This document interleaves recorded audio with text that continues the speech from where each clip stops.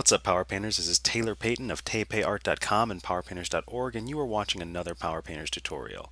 Now, in this tutorial, I am going to talk to you a little bit about character design and how I go about that process, what I'm thinking about when I do that, because I did get a question via email about how somebody would kickstart that kind of character design mindset and what they would need to do in order to become a character designer as a career down the line. So this is a really quick video and a quick demonstration, but I feel like I can still touch on some really good points, and those points are basically these four that I've laid out here. I will cut to a part where I show the creation of these two, and that's about 15 minutes long, but for now I want to talk a little bit about just some of the things I was thinking about as I was doing that.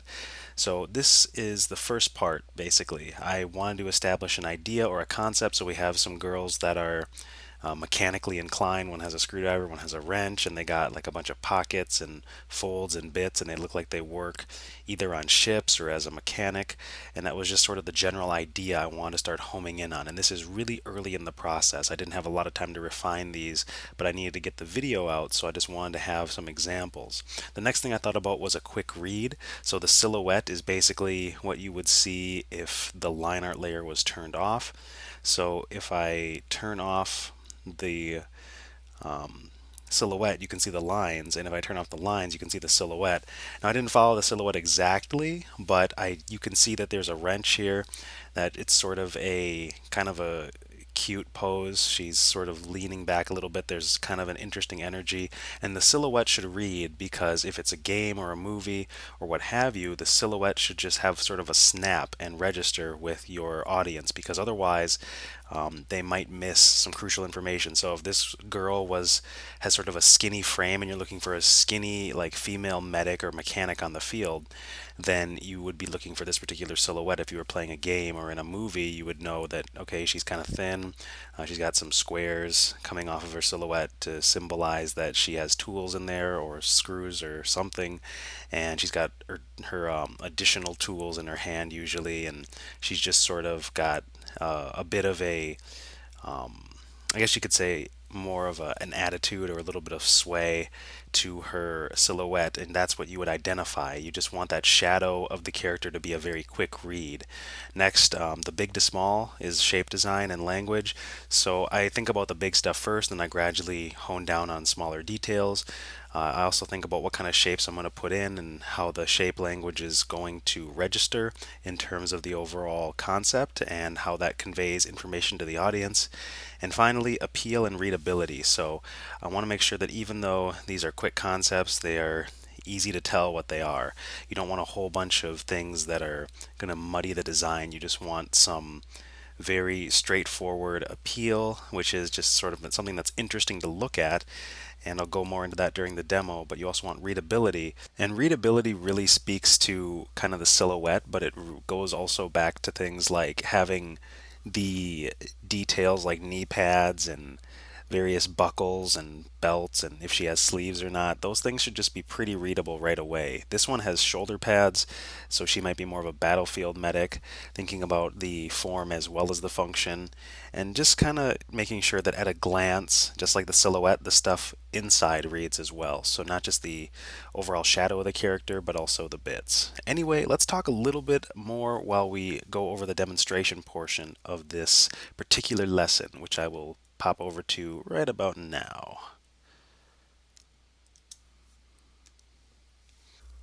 So before I do anything else, I'm establishing a silhouette. I wanted a thin female figure, and I wanted to make sure she wasn't the straight up attack type. I use a lot of swords and guns and all that stuff, which can be a little cliche after a while.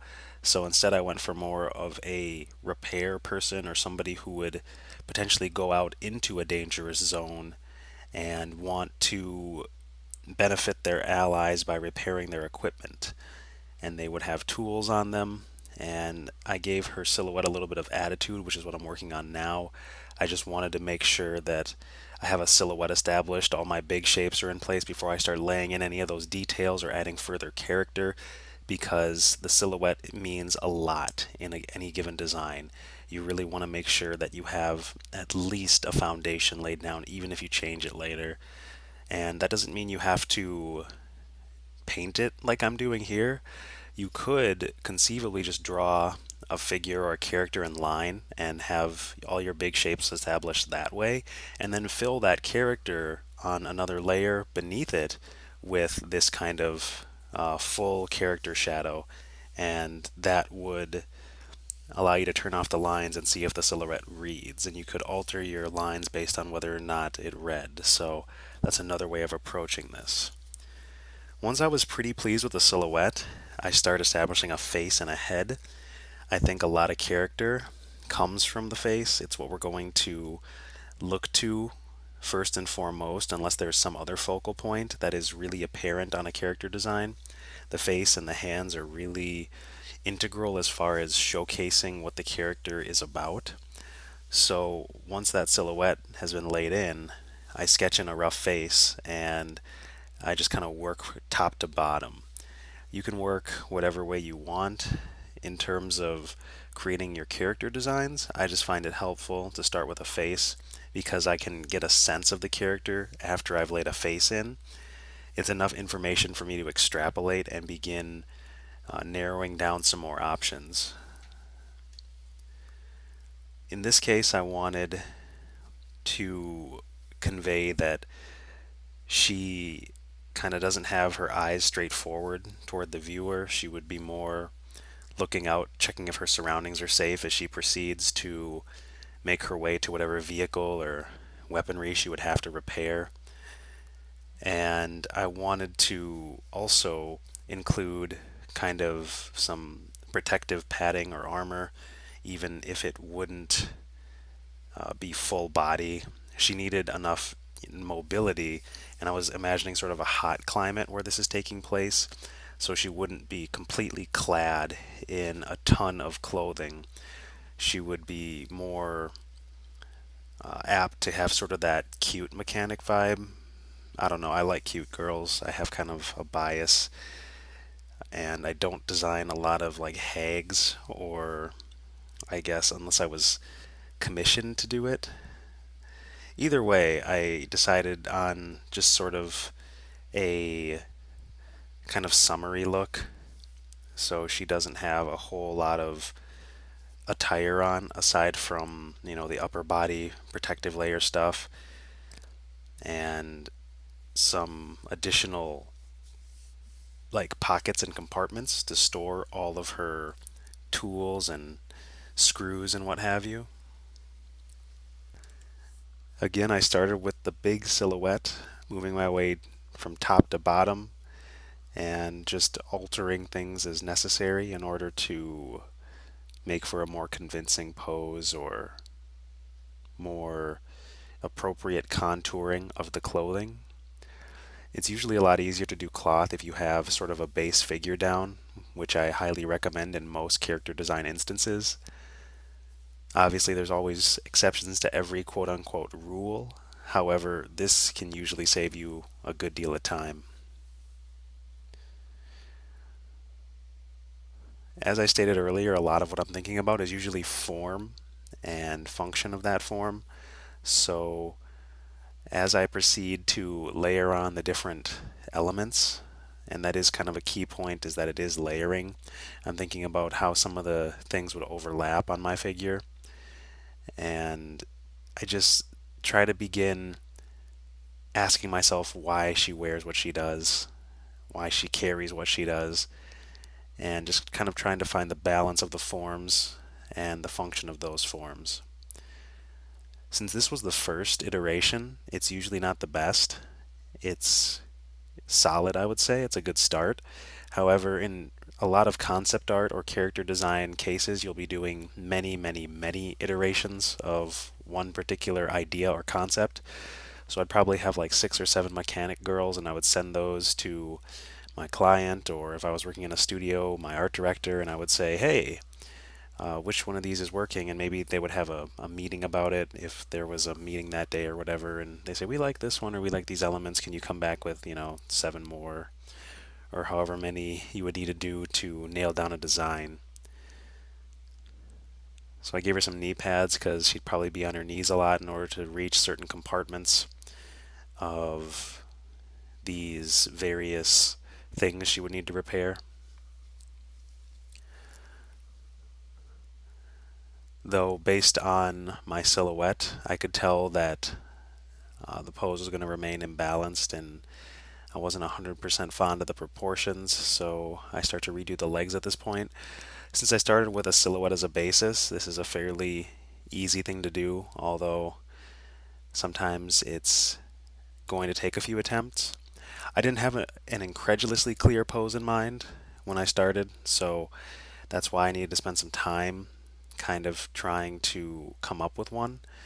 And I figured it'd be kind of cute if she was like twisting one of her feet in a certain direction, pivoting from the ankle, and the other foot was more grounded, so she has a bit more attitude as opposed to just kind of standing there. You might want a more bland pose in order to better showcase a designer's silhouette, especially if it's going to be modeled in 3D. And so they might make you do what's called a T pose. But in this case, I was just my own client, so I opted for the kind of pose I wanted. And that since I knew I wasn't going to make any sort of model out of it, it's just going to be a character design for the purpose of showcasing character design. But yeah, once I was happy with most of the top elements and moved toward the bottom stuff, I gained more and more clarity as I continued to erase and flip the canvas and redraw. Decided to cock her head a little bit, give it a little more sway and attitude. And there's still some adjustments I will make to this just to ensure that it looks not only reasonably balanced, but also kind of broadens the silhouette and configures some of those shapes and elements that I'm consistently trying to figure out as I go through this process. You'll notice I stayed zoomed out for a pretty long time, and I'll zoom out pretty far just to double check the silhouette and the balance and the pose. There's certain things you can only check at certain zoom levels. That's why artists would often step away from their canvases as they painted traditionally back in the day, because you want it should basically read as a post-it stamp or a billboard, whether it's big or small, the fundamentals should still be strong. And so I zoom out to check the silhouette, the overall feeling of the design. I squint at it, and then I fix things accordingly.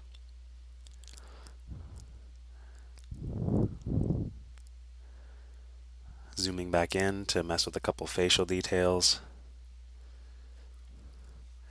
As I said, this is just really the starting point of a character design. It's not like I would be stopping here. There'd still be a lot to do in terms of like picking one of them after I did 5 or so, and then creating a bunch of different color variants of that. But even before then, I would separate the different clothing elements with value, giving them different brightnesses and darknesses, because a lot of character design is just layering and compartmentalizing the different aspects of the character and their outfit. Once you have the general pose and attitude down, and the ideation is solid enough to move on to that point.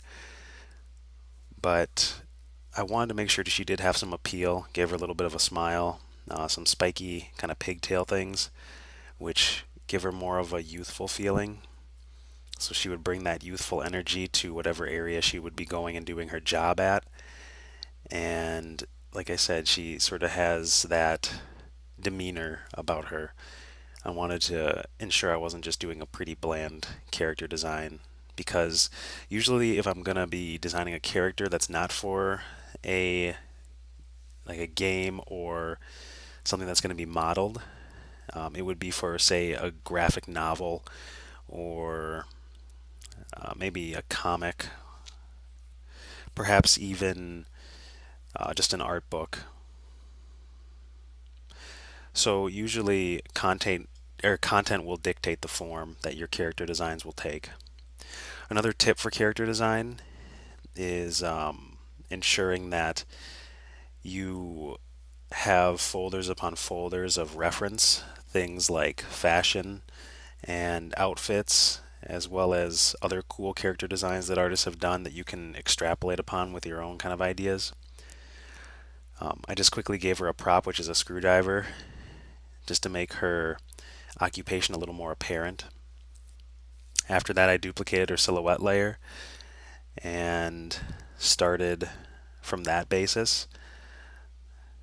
I decided I would switch the arms up as far as that pose went, being careful to make sure that I separate them from the silhouette. I don't want them blending into the torso or legs, so I'm leaving some negative space. You can see the silhouette is still very rough. Get rid of the pigtails because that's sort of telltale of the first design. And once I take the silhouette to a level that I feel is clear enough to begin drawing on, I start that step again. And all this is just various sizes of the hard round brush. I added some squares popping out of her silhouette to remind myself I wanted some compartments there. And I'm basically just laying the groundwork for what I'm going to be doing later, which is just drawing on top of it.